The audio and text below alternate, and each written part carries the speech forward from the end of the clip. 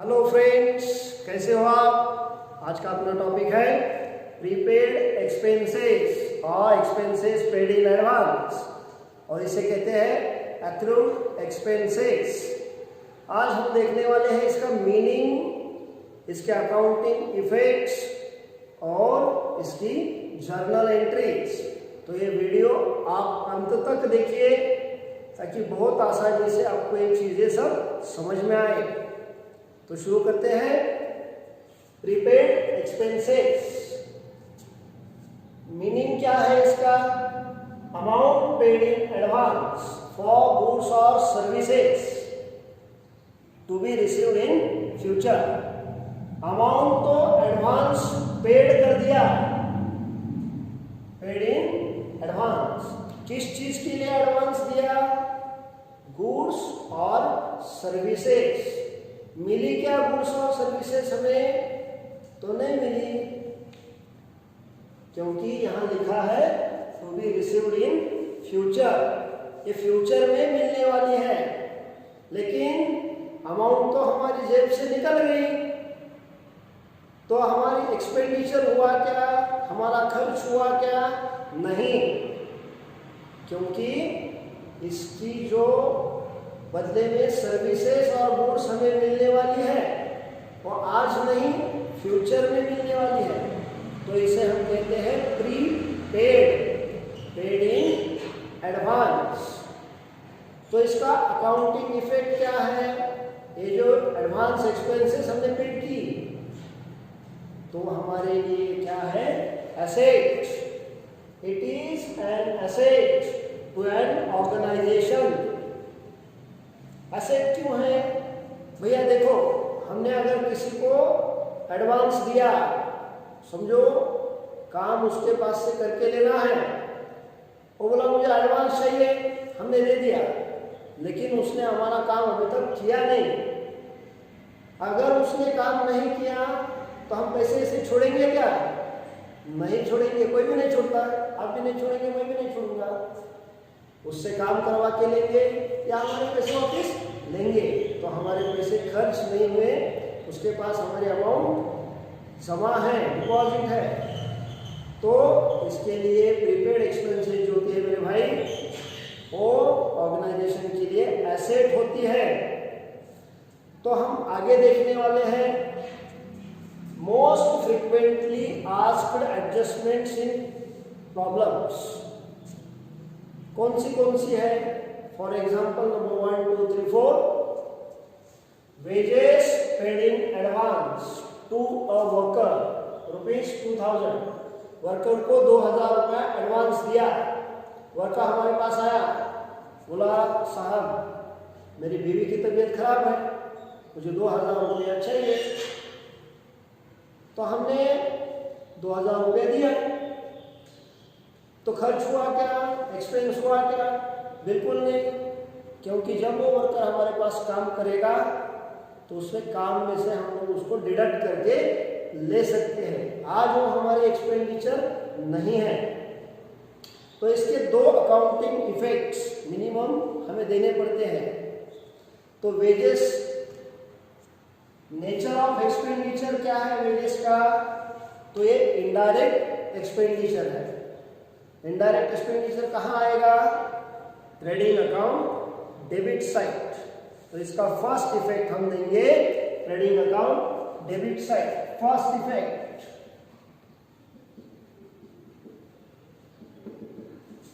Trading account debit side.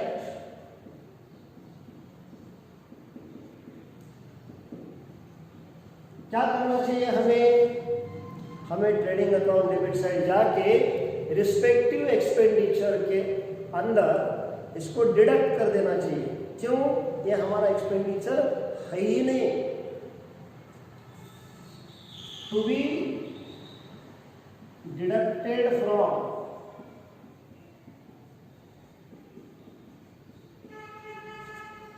Respective expenditure, यानी wages से इसे माइनस कर देंगे और ये हमारे फर्म के के लिए, ऑर्गेनाइजेशन के लिए एसेट है, हमारी अमाउंट दूसरे के पास जमा है, डिपॉजिट है। इसका सेकंड इफेक्ट जाएगा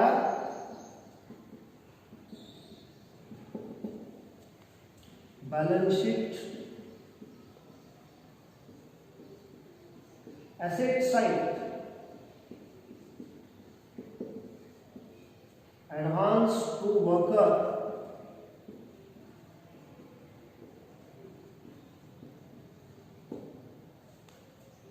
ऐसे अकाउंटिंग इफेक्ट बहुत आसानी से दिए जाते हैं।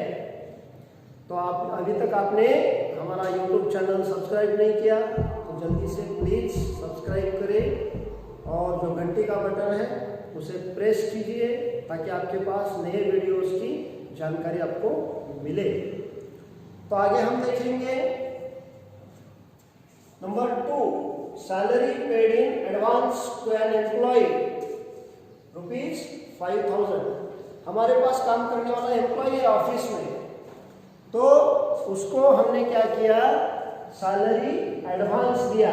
उसने कहा साहब मेरे को मेरे बच्चे के स्कूल की फीस भरनी है तो सैलरी का एडवांस दे दो। हमने उसे सैलरी का एडवांस दिया। हमारा एक्सपेंस हुआ क्या? नहीं, अमाउंट तो खर्च नहीं हुई क्योंकि उसके पास ऑलरेडी जमा है। जब भी वो अगले महीने में काम करेगा तो उसके सैलरी में से हम डिडक्ट करके लेंगे, तब तक क्या हमारा एक्सपेंस है ही नहीं। तो इसके लिए हमें क्या करना चाहिए, सैलरी का नेचर देखना चाहिए। ये जो सैलरी है, ये सैलरी हमारा इनडायरेक्ट एक्सपेंडिचर है। ये कहाँ आता है? Profit and loss account debit side. तो इसका फर्स्ट इफेक्ट हम देंगे profit and loss account debit side. First effect profit and loss account debit side. क्या करेंगे? To be deducted from respective account, यानी सैलरी के अंदर जाके उसे माइनस कर देंगे। और सेकंड इफेक्ट क्या है? कि हमारी एसेट है, तो इसके लिए हम बैलेंस शीट एसेट साइड इसका इफेक्ट देंगे। सेकंड इफेक्ट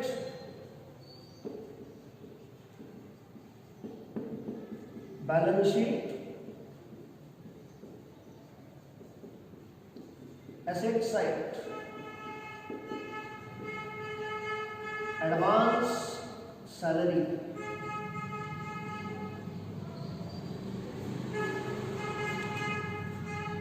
तो ये डायरेक्ट एक्सपेंडिचर और ये इनडायरेक्ट एक्सपेंडिचर, दोनों कोई भी अकाउंटिंग ट्रीटमेंट अलग अलग है। एक ट्रेडिंग अकाउंट डेबिट, दूसरा profit and loss account debit.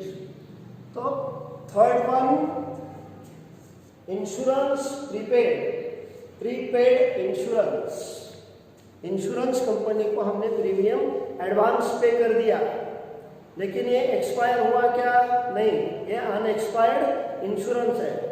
जैसे जैसे मंथ्स आगे जाएंगे तैसे तैसे ये एक्सपायर होते जाएगा। तो इसका अकाउंटिंग इफेक्ट क्या देंगे? इंश्योरेंस क्या है? इंश्योरेंस है इनडायरेक्ट एक्सपेंडिचर। तो इसका भी फर्स्ट इफेक्ट जाएगा profit and loss account debit side, to be deducted from respective expenditure, यानी इंश्योरेंस के अंदर जाके उसको माइनस कर देना है। बहुत ही आसान है। और सेकंड इफेक्ट कहा जाएगा एज यूजुअल, ये बैलेंस शीट के अंदर एसेट साइड में शो होने वाला है, हम उसको दिखाएंगे। और last one, prepaid rent ₹1200।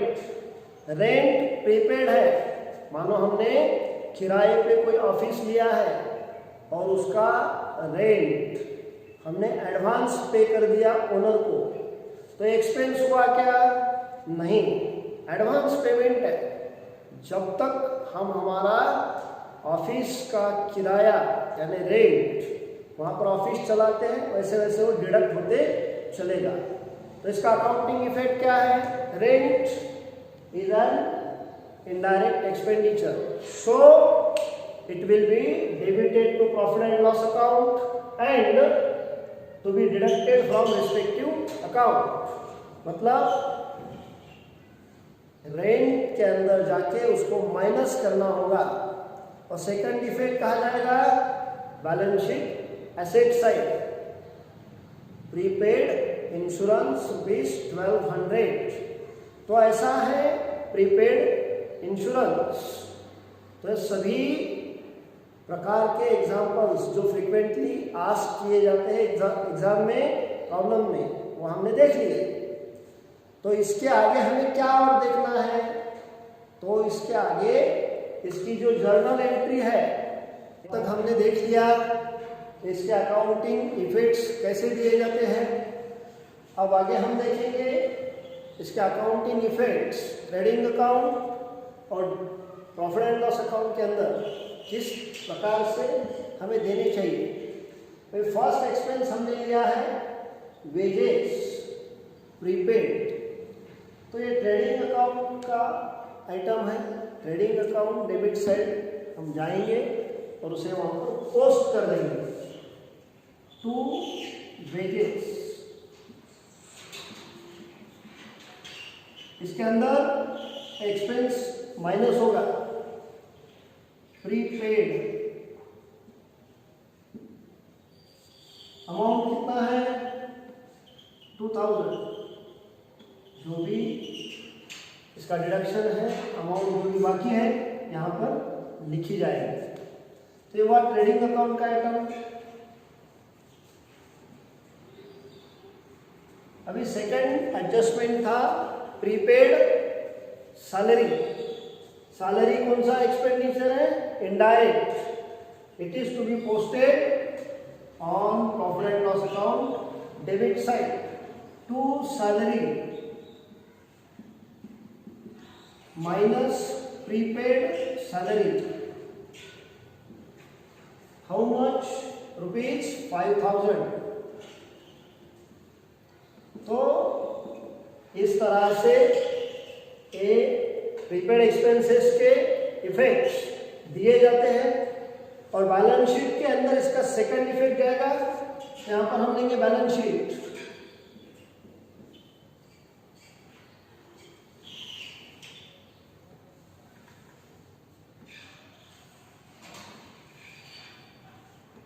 liabilities rupees, assets rupees।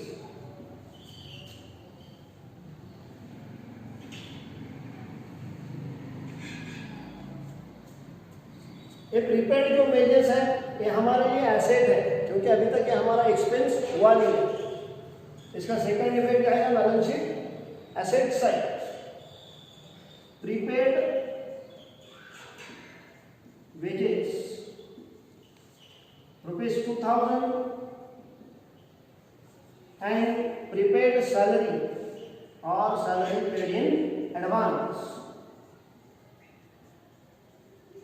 ₹5000।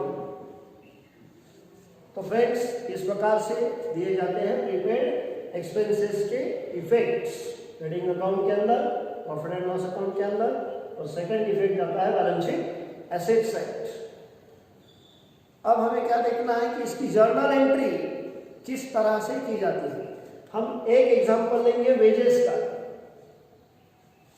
तो वेजेस अगर प्रीपेड है तो फर्स्ट इसका जर्नल एंट्री जब भी हम अमाउंट पे करेंगे तो क्या होगा? वो एंट्री होगा prepaid wages account debit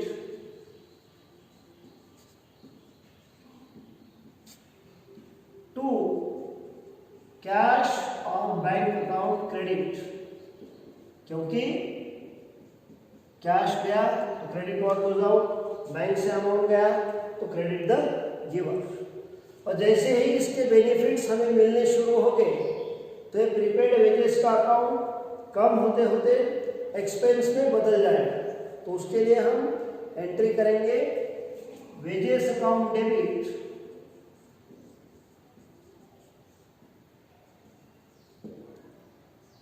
to prepaid wages account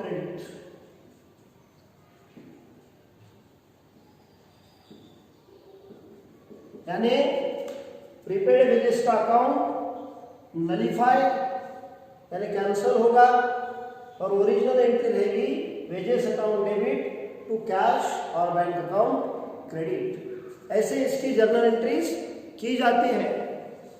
तो आगे आने वाले वीडियोस हमारे देखते रहिए, क्योंकि ऑल एडजस्टमेंट्स हम आपके लिए लेके आने वाले हैं। बहुत ही आसानी से आपको ये सिखाई जाएगी। तब तक के लिए थैंक यू।